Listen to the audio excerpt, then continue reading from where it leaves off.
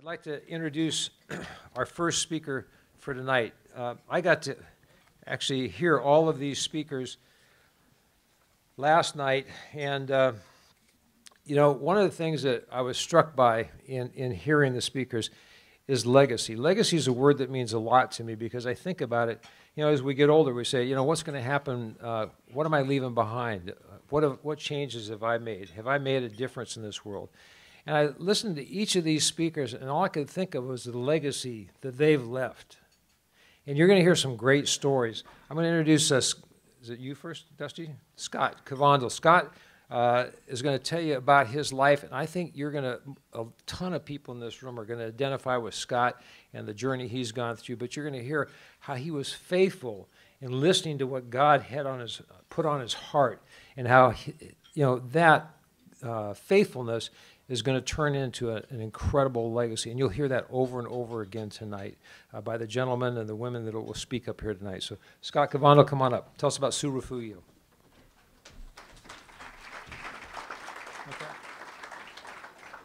Thanks, Jim. You know, at an early age, I made a decision that I wasn't going to follow God. I was raised in a Christian home, and I had two parents that loved God very much. But I thought there was something wrong because they were very poor. And I can remember one day my mom coming home, and she was so pleased because she had just brought 2 new pairs of pants for me. And I can't remember wearing new clothes, because I was always wearing someone else's clothes. But these were not ordinary pants. These were pants that Levi Company was trying out. They were beta testing them, and no one was buying because they were fluorescent orange and fluorescent lime green. So as you're laughing, that was what was happening with me. My friends and children were making fun of me, and from a mile away they would call me different names. And at that age, or early age, I made a decision. I wasn't going to live my life like that. I wasn't going to live a life of poverty. I wasn't going to follow this God that allowed my parents to live like that. So I said, I'm going to set a goal for myself, and I'm going to, by the time I'm 50, I'm going to have enough money to do whatever I want and not have to work again. So I set off on the journey, and that marked the next 30-some years of my life. And so in 1996, I sold a company that I'd helped build. It was an engineering company, and it was the day that all my dreams were going to come true. This is the day I worked so hard for, but something happened that day I didn't expect. As soon as I got that cashier's check in my hand, I realized this isn't it. And when you realize you worked so hard for something and this isn't it, it's worse than ever even starting that journey. And my life came crumbling down. I didn't really want to live anymore. I quickly lost my wife through a divorce, and my 2 children turned away from me. I was living a life of sin. But God rescued me. I love those words, but God. You can see them in 1 Corinthians 1:27. But God, and only He did it. I didn't do anything, but He rescued me. And I'm not going to tell you my testimony tonight, but you can read it. It's in Luke 15. I am the prodigal son. And God gave me a new life. He gave me a new wife, and He gave me 2 stepchildren that I could raise in a way that I hadn't raised my 2 other children before. I could raise them according to His will and not my will. And in 2001, I went on my first mission trip. When I got saved at the age of 46, and thereafter, when I went on my first mission trip, I had never shared the gospel with one person in my life. And I went to Argentina, and that week changed my life. I saw God working in ways that I had never seen before. And so I knew I had a new problem because I knew I was created for something more than just this. And I wasn't satisfied at just sitting in the workplace. And so I started praying. I thought, as a new Christian, God would answer my prayers really quickly, but He didn't. And so I did what many of you did in this room, is I signed up for the master's program and was mentored by Bob Shank for 3 years. And that really helped me inform my life. And after that, I joined the Barnabas group that had just started in San Diego. And at the end of that time, After that program, God spoke to me and shared with me what he was to have me do. He was to have me start a ministry that was to be called Refugio. It stands for His Refuge. It's a refuge for children, and it's a refuge for widows, and everything that we do is after James 1:27. So caring for orphans and widows in their distress for the glory of God. And it's been an incredible journey. But as I continue to grow this ministry, I see that it's got so many more needs, more than we could accomplish with the small team we had, and so we started praying for more leadership. And that's one reason we're here tonight, with the gifts and talents. God given me some gifts and talents. I'm an engineer, so I knew how to plan, design, and build things, and I'm a leader, so I knew how to develop and organize, or develop and grow an organization. But I didn't have all the gifts that's needed, and this room is full of gifts that he's given you too. And he just didn't give them to you so that you could use them in the workplace. He gave them to you so he can use him for his glory, for his purpose. And so one of the people that stepped forward was a family of Dusty Davis, and I'm going to turn it over to you right now. He's our new director of development and has taken a step of faith going out. He'll tell you a little bit about that and a little bit about the 3 countries that we're working in today.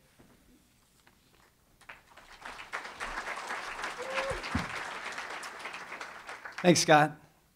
Well, after 15 years in corporate America, my wife and I knew that God had something different for the rest of our lives. What I didn't know is that a quick call from a friend of mine who's in this room would lead to a quick cup of coffee with this guy and a quick plane ride to South America, where I spent a week here at the Hogar de los Niños, which is the children's home, the first ministry built by Refugio. And it's a home for abused children. It's a home for rescued children. Refugio works with the government to rescue children from situations of extreme physical and sexual abuse, and they live with us in a God-honoring residential-style home where they are told that they're valued and that they're loved. And watching the Word of God and the love of these people transform these kids was life-changing for me. But there were and there are empty beds. There are more children who can be rescued. And it was with that thought that I flew home. That thought of, if I could give my life to rescue one more child, that'd be a life well lived. And so my wife, Nicole, and my 4 kiddos and I joined Refugio with that goal, to spend our lives rescuing orphans and caring for widows. You know, there's many avenues that Refugio Ministry is currently caring for widows through, and they're all aimed at caring for widows in a way that we can equip them to care for themselves. What you see here is recent graduates from a computer training class at the Centro de Esperanza, or the Center of Hope, which was built just outside of the children's home, and it's a vocational and discipleship training area for women where we teach them everything from English to microenterprise and sustainable business to self-defense and nutrition, parenting classes. And with your help, those classes can grow. With more technology, we can reach more women, protecting more families. See, as the women can earn a decent wage, they can keep their children and not turn them over to the court system.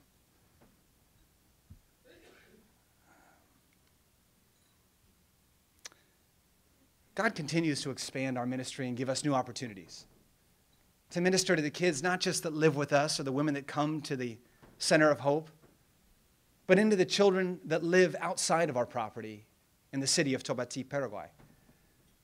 And that vision led us to create the Centro Comunitario Integral de los Niños, which is the Children's Community Center, where every week over 100 kids are bused to our property. They're fed nutritious meals. More importantly, they're fed the Word of God through the Awana, or the Awanza in Spanish program. We play games, we play sports. They hang out with us all day long. We help them with their homework. But more importantly, we tell them that they're valued and that they're loved. I want to tell you the story of one little boy who wasn't coming to many of the events that we had because he was working. This is Ronald. Ronald's a 10-year-old boy who lives just outside of our property, and he works in the local brick factory to help support his mom, his grandmother, and his sister that live with him. He works to fill the gap left by his father who recently took his own life, overcome by his situation of poverty. When Ronald started coming to the Children's Community Center, he encountered Jesus. He responded to the gospel by surrendering his life. And his heart was set ablaze. He went home and he shared this good news with his mom and his grandma and his sister, who have all since given their lives to Christ, who are all now attending various classes at Refugio. So you see, reaching one more is never just reaching one more.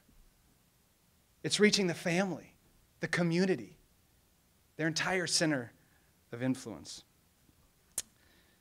We praise God for the work that he's doing in Paraguay. But a couple years ago, God took us into the country of Argentina through a partnership with a pastor, Pastor David Ibarra, who's been planting churches throughout Argentina. And we assumed that God had for us to build Refugio 2.0, another home for abused children, another vocational training center for women. But as Scott and the board were praying about it, they felt like God was saying he wanted us to build a school. And so, kind of sheepishly, we got ready to meet with Pastor David and break the news to him. And before we started, Pastor David said, I don't think we're supposed to build an orphanage here. God told me that we're supposed to build a school. Would you be willing to do that? I praise God that he speaks in stereo sometime. And so the Refugio Argentina Christian School is open and running. And with your help, the elementary school will be complete.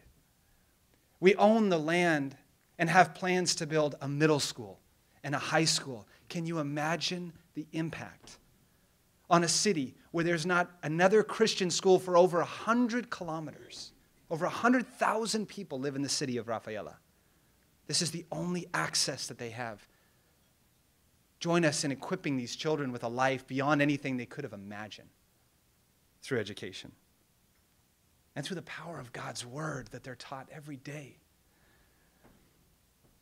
You know, the vision of Refugio Ministries is to care for orphans and widows in their distress. And we do that sometimes by building, as we've talked about, a home for children, a school.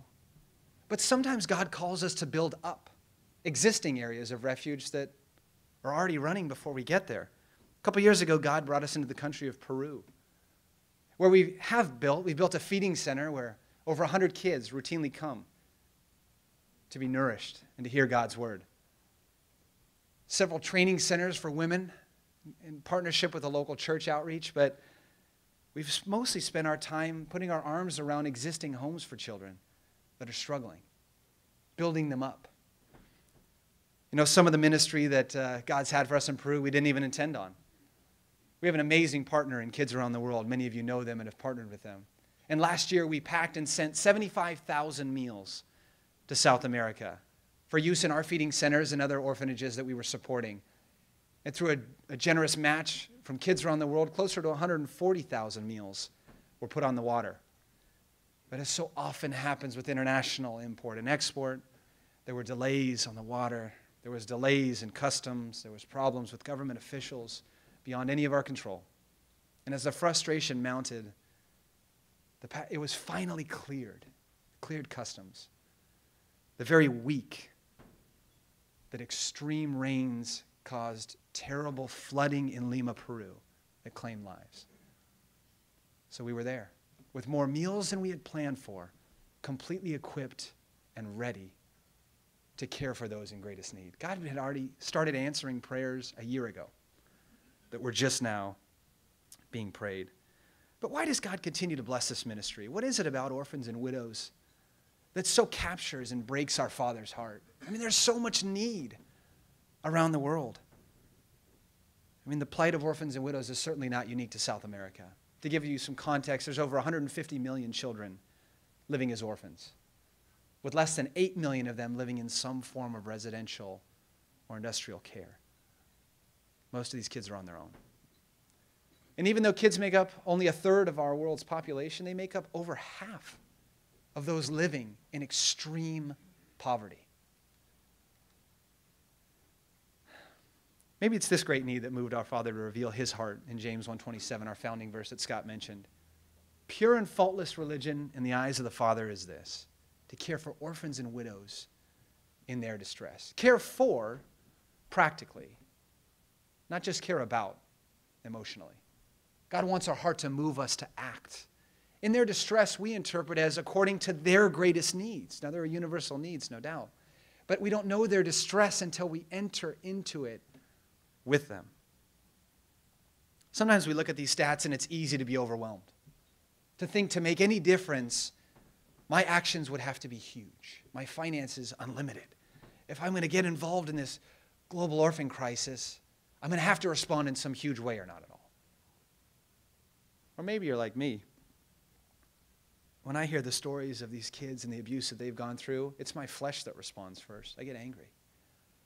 I want to form some kind of a militia and spend my life kicking down doors and rescuing kids. But like Jesus said when he looked at Peter, who tried to defend him with a fishing knife, only the power of the gospel is going to push back this darkness, not human force.